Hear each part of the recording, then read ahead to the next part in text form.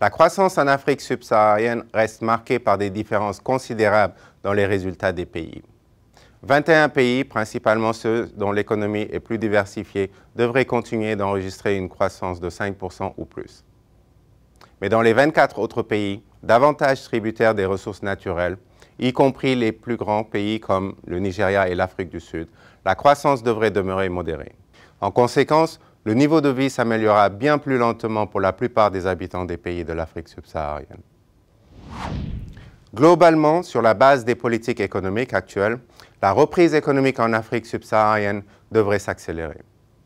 La croissance devrait passer de 3% en 2018 à 3,5% en 2019 et se stabiliser légèrement en dessous de 4% à moyen terme.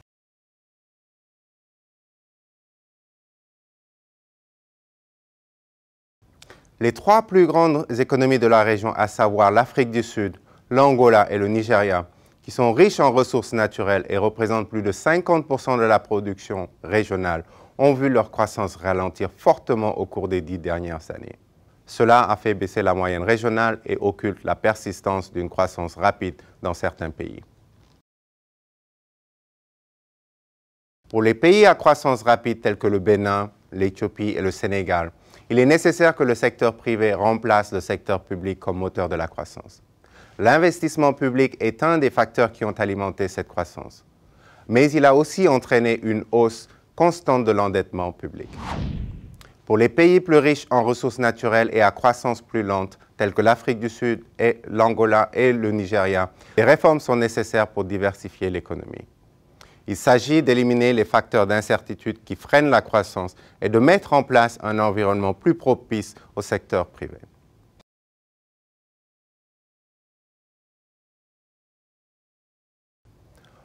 Commençons par les conflits. Le nombre et l'intensité des conflits ont diminué fortement dans l'ensemble de la région depuis le début des années 2000. Cependant, environ 30% des pays restent touchés en 2017. Par ailleurs, la nature des conflits a changé.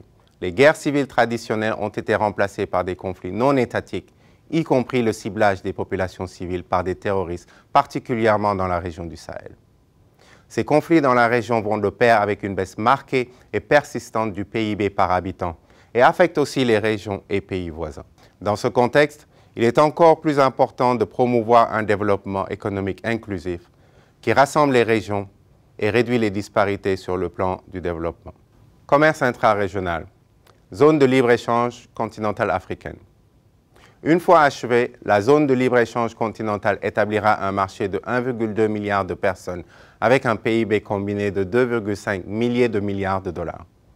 Cet accord peut accroître considérablement le commerce au sein de l'Afrique, surtout si des réformes sont aussi mises en œuvre pour s'attaquer aux obstacles nationaux non tarifaires au commerce. Il est à noter que les exportations intra-régionales en Afrique sont plus diversifiées et ont un contenu technologique plus élevé que les exportations africaines vers le reste du monde. Par exemple, les biens manufacturés représentent 40% du commerce intra-régional, alors que 75% du total des exportations vers le reste du monde sont des minéraux, par exemple pour le pétrole brut. Pour que les bienfaits de l'intégration commerciale régionale soient partagés par tous, les dirigeants doivent être conscients des coûts d'ajustement que l'intégration pourrait impliquer.